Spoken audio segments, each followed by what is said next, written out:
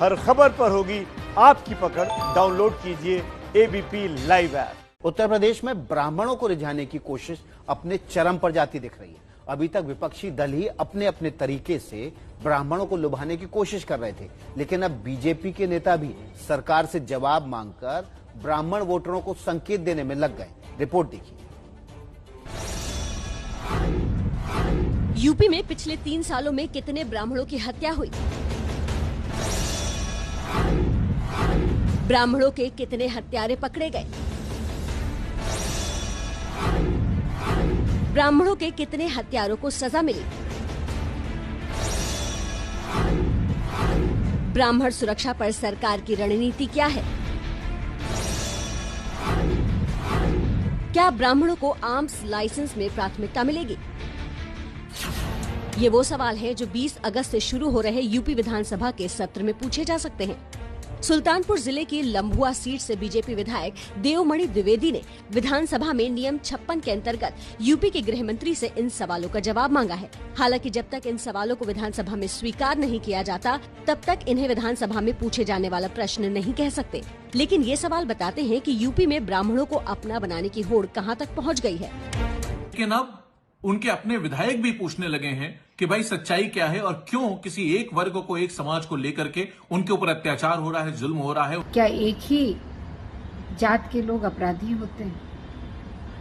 ये सवाल अगर प्रदेश में उठ रहा है और अब तो सत्ता पक्ष के विधायक इस सवाल को उठा रहे हैं। दूसरी ओर बीजेपी के ही विधान पार्षद उमेश द्विवेदी तो एक कदम और आगे निकल गए। उन्होंने ब्राह्मणों का बीमा कराने की बात भी कह दी।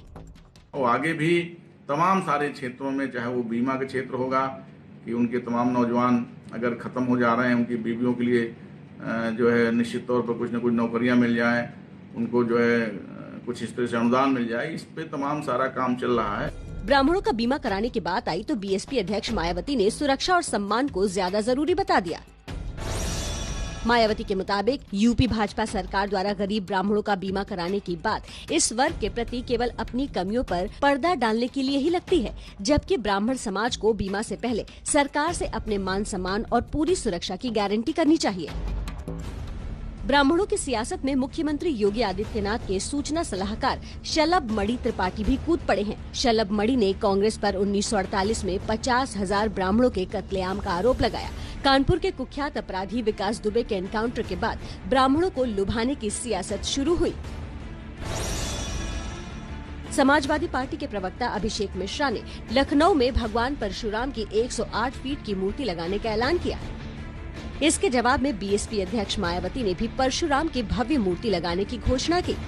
कांग्रेस नेता जितिन प्रसाद ने मुख्यमंत्री योगी आदित्यनाथ को चिट्ठी लिखकर परशुराम जयंती की छुट्टी बहाल किए जाने की मांग उठाई। बीजेपी नेता और योगी सरकार में मंत्री सतीश द्विवेदी ने भी परशुराम की मूर्ति लगाने का ऐलान किया। यूपी में विधानसभा का चुनाव करीब 1.5 साल बाद होना है। माना जाता है कि यूपी में ब्राह्मणों की आबादी करीब 10% है। यही वजह है कि ब्राह्मणों के वोट पर अभी से दावेदारी होने लगी है।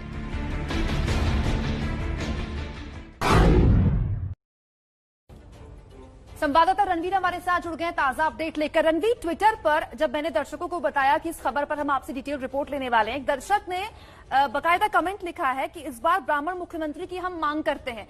ये सेंटिमेंट इस बात को तस्दीक देता है कि तिलक, तराजू और तलवार से बहुत आगे निकल गया उत्तर प्रदेश। देखिए, उत्तर प्रदेश में ब्राह्मण एक बहुत प्रभावशाली जाति है और 1989 के बाद यानी 31 साल हो चुके हैं कि यूपी को कोई ब्राह्मण मुख्यमंत्री नहीं मिला है। ऐसे में जो ब्राह्मण नेता हैं वो बहुत प्रभावशाली होने के बाद भी मुख्यमंत्री के पद तक नहीं पहुंच पाए हैं। और अब क्या है कि ये जो पूरा मामला है इसको उठाया जा रहा है, ये अचानक आया हुआ कोई प्यार नहीं है, बल्कि टाइमिंग के लिहाज से 1.5 साल बाद की तैयारी है। 2022 के फरवरी मार्च में चुनाव होने हैं और ऐसे में हर राजनीतिक दल अपने अपने राजनीतिक समीकरण, जो जातिगत समीकरण होता है, उसको सेट कर रहा है। अब अगर यूपी की बात करें तो बीजेपी के पास राम है, तो राम के साथ अब अगर किसी और को जोड़ सकते थे तो वो थे परशुराम। ब्राह्मण एक ऐसा भगवान जो ब्राह्मण भी थे, जिनको ब्राह्मणों के सामने पहले भी पेश किया जा चुका है। छुट्टियां घोषित हो चुकी थी उनकी जयंती पर। योगी सरकार ने सारे महापुरुषों के नाम पे छुट्टियां रद्द कर दी। ऐसे में अचानक जैसे ही राम मंदिर के निर्माण की घोषणा हुई, भूमि पूजन हो गया, उसके बाद यूपी में ये कोशिश हुई कि ब्राह्मणों को रिझाया जाए और इस सारी कोशिश के तहत अचानक से कई ऐसे मुद्दे उठाए गए अंदर खाने में, व्हाट्सएप ग्रुप्स पर, फेसबुक ग्रुप्स पर, लोगों के घर जा जाकर मिलना और ये बताना कि विकास दुबे के साथ जो हुआ वो ठीक है, वो अपराधी था, लेकिन उसके परिवार के साथ गलत क्यों किया, उसका घर क्यों गिराया गया, बाकी ब्राह्मण अपराधियों का एनकाउंटर जिस तरीके से चुन चुनकर हो रहा है उसको मुद्दा बनाने की कोशिश हो रही है। तो विजय मिश्रा जो बाहुबली विधायक है उनकी गिरफ्तारी होती है। तो कई ऐसे मामले जो ब्राह्मणों को जोड़कर लोगों तक पहुंचाने की कोशिश है। ये पूरी की पूरी कवायद सिर्फ और सिर्फ 2022 के विधानसभा चुनाव में जातिगत समीकरण को साधने के लिए। जी, बहुत बहुत शुक्रिया रणवीर आपका इस जानकारी के लिए।